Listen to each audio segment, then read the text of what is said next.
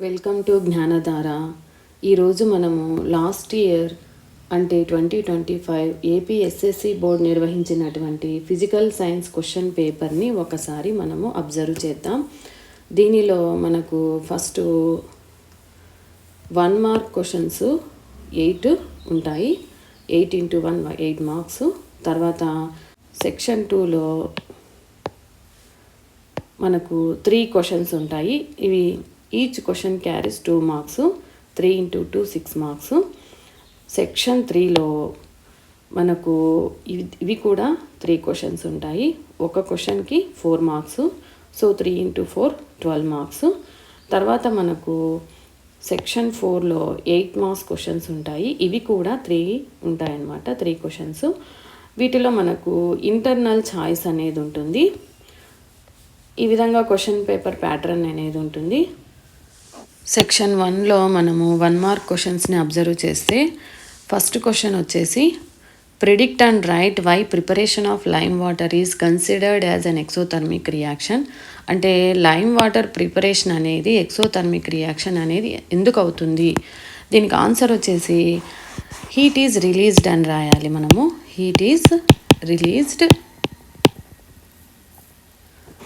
అంటే ఎప్పుడైనా calcium oxide plus water equal to calcium hydroxide అనేది ఏర్పడుతుంది. దీంట్లో మనకు హీట్ అనేది ప్రొడ్యూస్ అవుతుంది కాబట్టి ఇది ఒక ఎక్సోథర్మిక్ రియాక్షన్ అనేది రాస్తే సరిపోతుంది.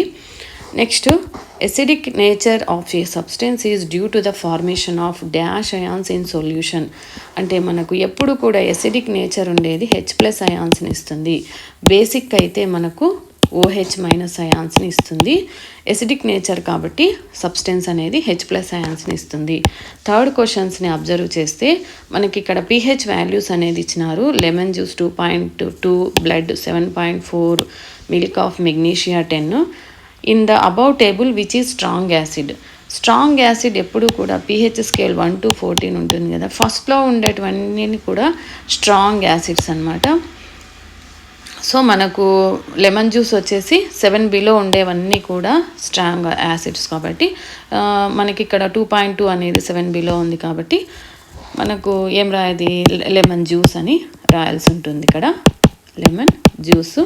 Which is the most ductile metal in nature. అంటే డక్టైల్ ప్రాపర్టీ అనేది మీకు ఫస్ట్ అర్థం కావాలా. డక్టైల్ అంటే metal can be made into thin wires అనమాట. సో మోస్ట్ డక్టైల్ ప్రాపర్టీ అనేది మనకు దేనికి ఉంటుంది అంటే గోల్డ్కి ఉంటుంది. గోల్డ్ అని రాస్తే మనకు సరిపోతుంది ఇది. నెక్స్ట్ మనము 5th క్వశ్చన్ని అబ్జర్వ్ చేస్తే write any 1 use of vinegar. Vinegar యొక్క ఉపయోగం రాయమని అడిగినారు. సో వెనిగర్ని ఎందుకు వాడతామంటే vinegar is used as a food preservative. It is food preservative. Next, the human eye forms the image of an object is its retina. Retina మీద పడుతుంది. Next, draw the symbol of an ammeter. Ammeter యొక్క symbol రాయమన్నారు. So ammeter అంటే మనకి ఈ విధంగా ఉంటుంది. ఈ విధంగా రాస్తాము. నెక్స్ట్ 8th వచ్చేసి what is the commercial unit of electric energy. Commercial unit of electric energy equal to kWh, kilo watt hour అని రాస్తాము. Next 9th questions. సెక్షన్ 2లో మనకు 9th క్వశ్చన్ని ఒకసారి అబ్జర్వ్ చేస్తే ఇక్కడ ఒక టేబుల్ ఉంది. Class of compounds, formula of functional group. Class of కాంపౌండ్కి మనకు ఆల్కహాల్కి ఏమని రాస్తామంటే ఫంక్షనల్ గ్రూప్ వచ్చేసి OH అని రాస్తాము. నెక్స్ట్ C++OOH, ఇది కార్బాక్సిలిక్ గ్రూప్ అన్నమాట. దీన్ని ఏం రాస్తాము ఇక్కడ అంటే కార్బాక్సిలిక్ యాసిడ్ అని రాస్తాం. ఈ విధంగా రాస్తే దీనికి ఒక 1 మార్కు, దీనికి 1 మార్క్, 2 మార్క్స్ పడతాయి. నెక్స్ట్ క్వశ్చన్ని మనం అబ్జర్వ్ చేస్తే frame any 2 questions to understand the concept of refraction. Refraction అర్థమైంది అనడానికి 2 క్వశ్చన్స్ని ఫ్రేమ్ చేయమన్నారు. సో మనం దీనికి ఏం రాయొచ్చు? Why does light bend when it travels from one medium to another medium. Next question వచ్చేసి how does the speed of light change when it passes through different media. ఈ విధంగా మనము 2 క్వశ్చన్స్ని ఫ్రేమ్ చేయొచ్చు. నెక్స్ట్ క్వశ్చన్ని అబ్జర్వ్ చేస్తే predict and write why the tungsten is used as filament in electric lamps. So ఎందుకు వాడతాము మనము టంగ్స్టన్ని అంటే టంగ్స్టన్ అనేది very high melting point. So ఇది గ్లో అయినప్పుడు మనకు హై టెంపరేచర్ ఉన్న వితౌట్ మెల్టింగ్ అనమాట, అందుకోసం వాడతాం. ఏమని రాయాలి మనము, it has a very high melting point and it can glow at high temperature without melting అని రాస్తే సరిపోతుంది. నెక్స్ట్ క్వశ్చన్ని మనం అబ్జర్వ్ చేస్తే draw any one of the following diagrams. ఇవి 4 marks questions. Draw the ray diagrams of image formed when the object is placed in front of a concave mirror in the following positions at C between P and F. దీనికి diagrams గీయాల్సి ఉంటుంది. So మనము diagrams గీయాలంటే so at C మనకు at C ఉన్నప్పుడు object అనేది C దగ్గర ఉన్నప్పుడు ఏబి పొజిషను. సో మనకు ఇమేజ్ అనేది కూడా ఈ విధంగా real and inverted and the same size of the object అనమాట. సో మనకు సేమ్ అదే పొజిషన్లో అనేది ఏర్పడుతుంది. నెక్స్ట్ మనకు ఆబ్జెక్ట్ అనేది between F focus and pole మధ్యలో ఉన్నప్పుడు మనకు ఆబ్జెక్ట్ అనేది వీటి మధ్యలో ఉన్నప్పుడు ఇమేజ్ ఫార్మేషన్ అనేది ఎక్కడ ఏర్పడుతుంది అంటే మనకు బిహైండ్ ద మిర్రర్ అనమాట. ఈ మిర్రర్కు బిహైండ్ ద మిర్రర్. సో మనకు ఆ ఇమేజ్ అనేది ఎలా ఉంటుందంటే virtual and erect and enlarged. ఇది చూడండి, ఈ ఆబ్జెక్ట్ ఎంత ఉంది, ఇమేజ్ అనేది ఎలా ఉంది చూడండి, ఎన్లార్జ్డ్ అనమాట. సో మనం ఈ విధంగా డయాగ్రామ్స్ వేస్తే సరిపోతుంది. నెక్స్ట్ మనము ఇంకొక డయాగ్రామ్ని అబ్జర్వ్ చేస్తే draw the diagram which shows that acid solution in water conducts electricity. ఇది ఎక్కువ సార్లు ఇస్తుంటారండి క్వశ్చన్ పేపర్లో. ఈ విధంగా మనము బొమ్మ వేయాల్సి ఉంటుంది 12th Bకి. అంటే acid solution in water conducts electricity అనే దానికి ఈ ఫిగర్ వేయాల్సి ఉంటుంది. నెక్స్ట్ 13th క్వశ్చన్ అబ్జర్వ్ చేస్తే give 2 important uses of each the following. Bleaching powder, baking soda ఉపయోగాలు రాయమన్నారు. సో బ్లీచింగ్ పౌడర్ అనేది మనం దేనికి యూజ్ చేస్తాము అంటే it is used for disinfecting drinking water.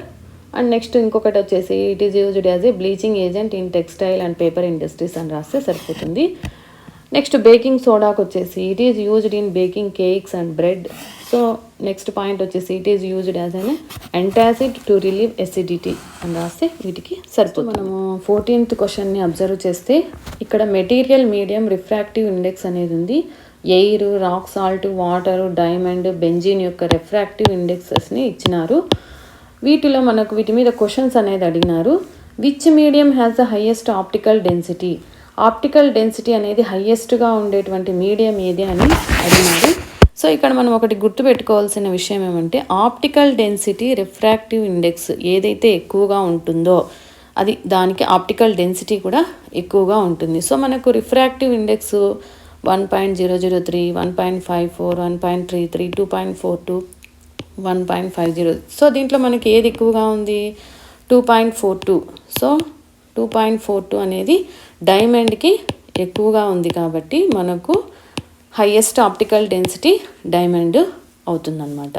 Next వచ్చేసి in which medium speed of light is minimum. Speed of light ఎప్పుడు కూడా refractive ఇండెక్స్కి ఆపోజిట్గా ఉంటుంది. అంటే మనకు రిఫ్రాక్టివ్ ఇండెక్స్ ఏదైతే ఎక్కువగా ఉంటుందో దాంట్లో స్పీడ్ ఆఫ్ లైట్ అనేది తక్కువగా ఉంటుంది. సో ఇది మనకు రిఫ్రాక్టివ్ ఇండెక్స్ అనేది డైమండ్కి ఎక్కువ ఉంది కాబట్టి దీంట్లో మనకు స్పీడ్ ఆఫ్ లైట్ కూడా తక్కువగానే ఉంటుంది. సో దానికి ఆన్సర్ వచ్చేసి మనము డైమండ్ అని రాస్తే సరిపోతుంది. Next in which medium the light travels faster. ఎప్పుడు కూడా రిఫ్రాక్టివ్ ఇండెక్స్ దేనికైతే తక్కువగా ఉంటుందో అది మనకు ఏ మీడియంకి అయితే తక్కువగా ఉంటుందో రిఫ్రాక్టివ్ ఇండెక్స్ దాంట్లో లైట్ అనేది ఫాస్ట్గా ప్రయాణం చేస్తుంది. సో మనకు అన్నిటికంటే ఎయిర్లో తక్కువగా ఉంది కాబట్టి మనకు ఎయిర్లో స్పీడ్ ఆఫ్ లైట్ అనేది ఎక్కువగా ఉంటుంది. Next which medium has least optical density.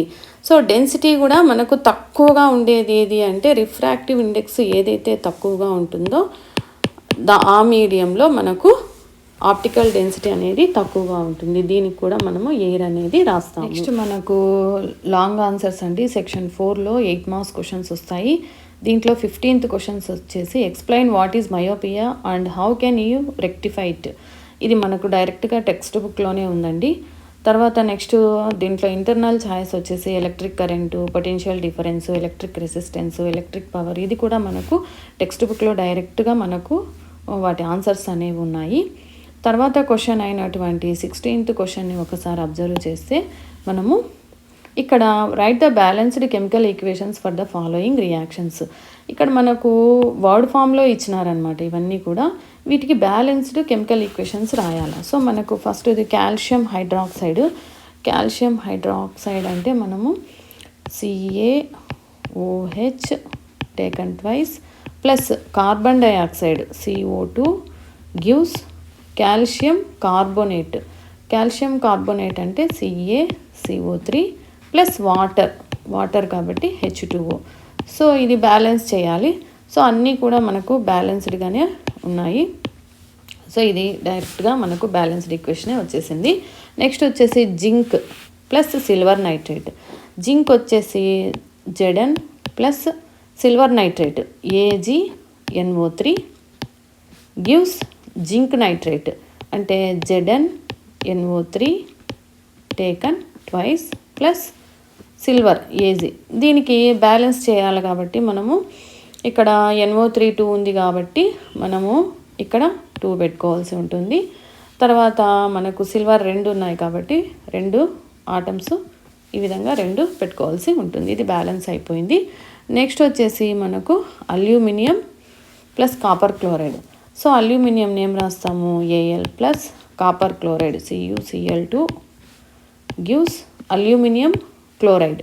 Aluminium chloride అంటే AlCl3 plus copper Cu.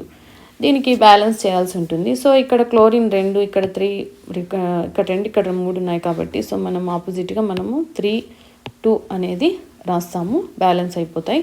Next ఇక్కడ 2 అల్యూమినియంలు ఉన్నాయి కాబట్టి ఇక్కడ కూడా 2 అని రాస్తాం. ఇక్కడ 3 కాపర్ అనేది వస్తుంది. Next barium chloride. Barium chloride వచ్చేసి మనకు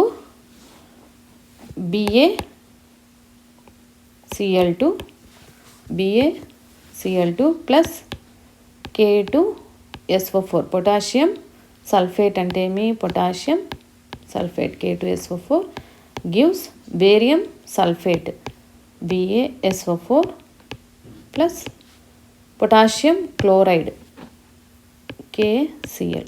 మరి దీనికి బ్యాలెన్స్ చేయాల్సి ఉంటుంది. సో ఇక్కడ మనకు 2 పొటాషియంలు ఉన్నాయి కాబట్టి ఇక్కడ మనకు 2 KCl అని రాస్తాం. ఈ విధంగా మనము అన్ని ఈక్వేషన్స్ని బ్యాలెన్స్ చేస్తూ వాటి యొక్క బ్యాలెన్స్డ్ కెమికల్ ఈక్వేషన్స్ని రాయాల్సి ఉంటుంది. ఇది 8 మార్క్స్ క్వశ్చన్. నెక్స్ట్ వచ్చేసి దీంట్లో ఇంటర్నల్ ఛాయిస్ వచ్చేసి explain the mechanism of the cleaning action of swords. ఇది కూడా మనకు డైరెక్ట్గా టెక్స్ట్ బుక్లో డైరెక్ట్ క్వశ్చనే ఎక్కువగా ఇస్తుంటారనమాట ఈ క్వశ్చన్. నెక్స్ట్ 17th వచ్చేసి explain the experimental procedure to show that A current carrying conductor placed in a magnetic field experiences forces అని. ఇది కూడా మనకు ఎలక్ట్రోమాగ్నెటిజంలో వచ్చేటువంటి క్వశ్చన్. ఇది కూడా మనకు డైరెక్ట్గా టెక్స్ట్ బుక్లోనే ఉంది. నెక్స్ట్ వచ్చేసి ఇంటర్నల్ ఛాయిస్లో మనకు explain the experimental procedure to investigate the conditions under which iron rust.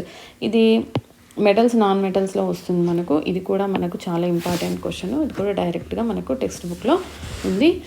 ఈ విధంగా లాస్ట్ ఇయర్ అంటే 2025లో ఏపీఎస్ఎస్సి బోర్డు నిర్వహించినటువంటి ఫిజికల్ సైన్స్ క్వశ్చన్ పేపర్ గురించి మనము ఈరోజు డీటెయిల్డ్గా ఎక్స్ప్లెయిన్ చేసుకున్నాము. ఈ వీడియో నచ్చితే లైక్ చేయండి, షేర్ చేయండి, సబ్స్క్రైబ్ చేసుకోండి.